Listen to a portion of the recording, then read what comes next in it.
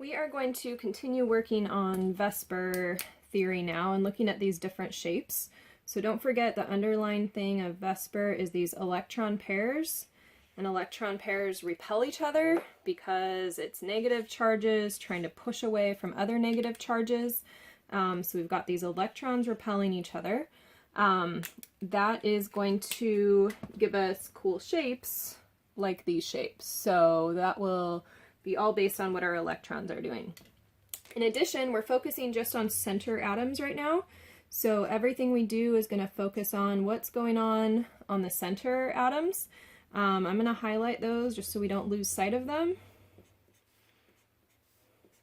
So here's my central atoms. If I had bigger molecules, then I might have several different center atoms, and I can only study one at a time. So we have seen before that beryllium chloride just has 2 electron groups surrounding it. So if I focused on beryllium, it would have these 2 clouds of negatively charged electrons around it. And we said that electron geometry is called linear. It's got an angle of 180 degrees. On this beryllium, our center atom here, we see no unbonded electron pairs, and so our molecular geometry is exactly the same. It's linear, and the bond angle doesn't change. So looking at the next one then, we saw one of these with the NO2, the nitrite, with the negative. So there we had, and I'm just going to put a generic X here in the middle, but here we have, if we look at nitrogen, we had 2 atoms and 1 lone pair, so that was 3 electron groups. Here's a different case of that. Here's boron, and it has 1, 2, 3 atoms around it, no pairs, so that was one of those incomplete octet ones. It also has 3 groups of electrons around it. Remember, electrons repel each other. This is like a bad day of being cooped up with all the same people during coronavirus.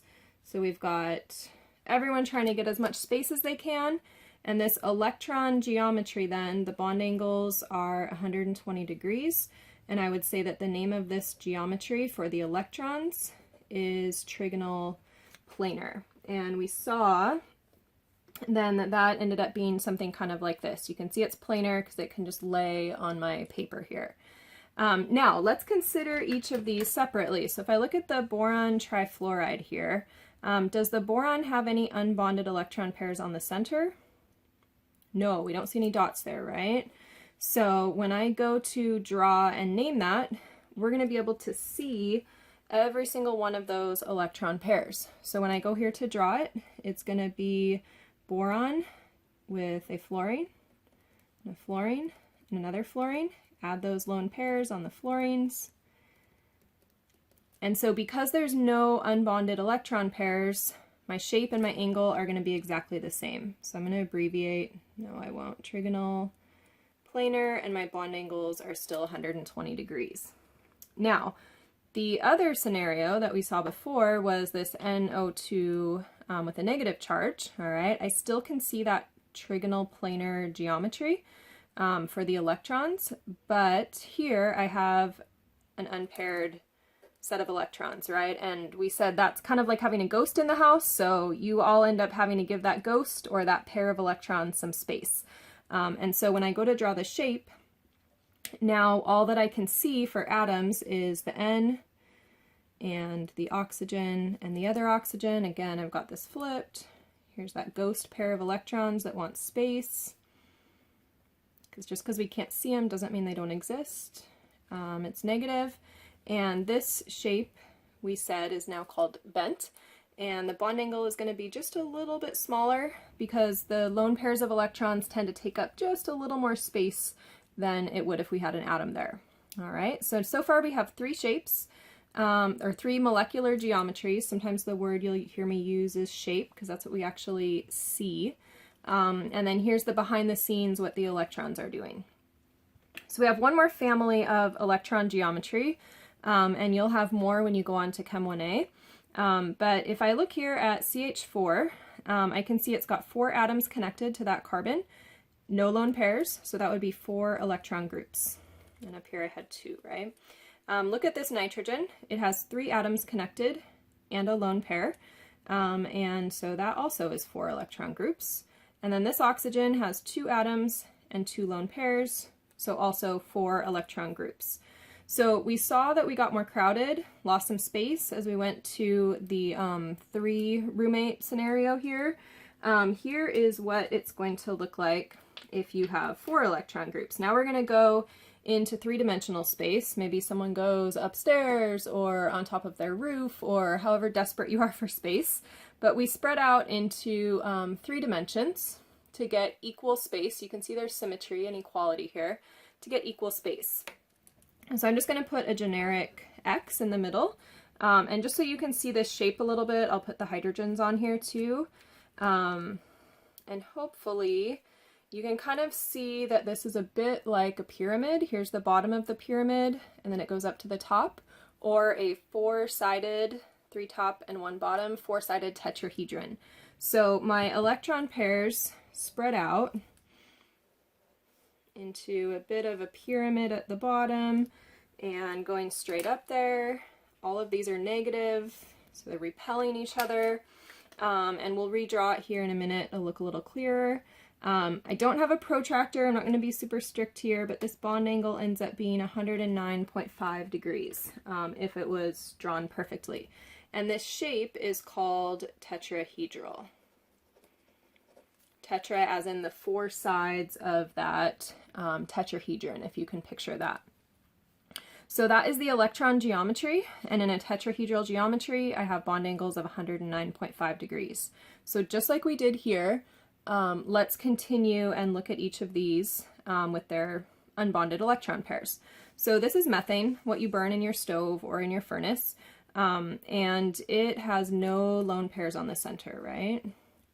So if I take this shape and I go over here and I build the molecular geometry, I can see atoms at every single one of those electron areas or electron domains, right? So here's how I'm going to draw this. Imagine that this is your plane of paper where my hand is here. So I'm going to draw a carbon with a straight line up. This hydrogen is in the plane of your paper here. And this hydrogen here is also in the plane of your paper. This one you can see is popping out at the camera, right? Or popping out at you. So I'm going to use what we call a wedge to draw this one. And then this hydrogen you can see is going away from you, so kind of angled down, but going away. And so this is called a wedge, and this is called a dash. And this is how all chemists all over the world in any language would draw this molecule. You could also do the exact mirror image of it, where we had the wedge and the dash going back here. All right. So this shape then, right, if it's all the same electron domains, these angles are going to stay the same, and the shape is going to stay the same. So it's tetrahedral and 109.5 degree angles. All right, this is the point where I would ask you for questions in class, but I can't, so we'll just power on. So let's look at this NH3 now, okay? And nitrogen really should be blue, but the black is going to help us understand it. And also I left all my blue atoms at work, so they are untouchable right now. So NH3, I still had 4 groups around, right? 4 groups that want space, but I have this lone pair. So here's the lone pair. So that lone pair takes up space. It tells me that my electrons are in a tetrahedral arrangement, but now I have 1 unbonded electron pair. So when I think about the molecular geometry, I can't see that last electron pair, but it does bend everything down. So I'm going to draw it just like I drew the tetrahedral. This is a wedge, this is a dash, this is a line. Remember, the wedge pops out at you. So that's the one popping out at you, and the dash goes back behind you, and then don't forget to put your lone pair of electrons on. I end up with a shape that's kind of in the shape of a triangle, and it's a bit like a pyramid. It doesn't lay flat like this molecule did. This was the BF3, laid nice and flat. This one stands up a little bit. It's a bit of a pyramid due to that lone pair. So the shape here is trigonal. Say it like trigonometry. Trigonal, and then I have a pyramid, so trigonal pyramidal.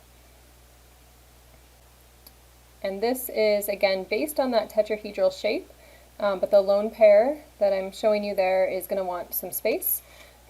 So we have slightly less than the 109.5 degrees. With NH3 we get bond angles between H and H of about 107 degrees. So that is our second shape that's based off of tetrahedral electron geometry. Last of all, we're going to take a look at water. So here's a water molecule. That's what we would normally think of. We're going to use the black model here to help us see better what's going on. So I have 4 electron groups, 2 atoms, and then 2 lone pairs. That's those 2 represented by the sticks right now. So because I have those 2 lone pairs, all I can see for the molecular geometry is the O and the 2 H's. And I don't need to do any 3-dimensional wedges and dashes, just draw it bent, add your lone pairs there, and everything's just straight lines. So this shape is called bent. It's a different kind of bent than the previous one. Again, those lone pairs take up extra space, so it's less than 109.5 degrees.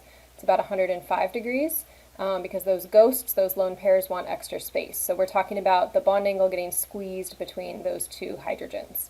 Lone pairs want space. So we've looked at 2 electron groups, 3 electron groups, 4 electron groups, as you can see here on our page.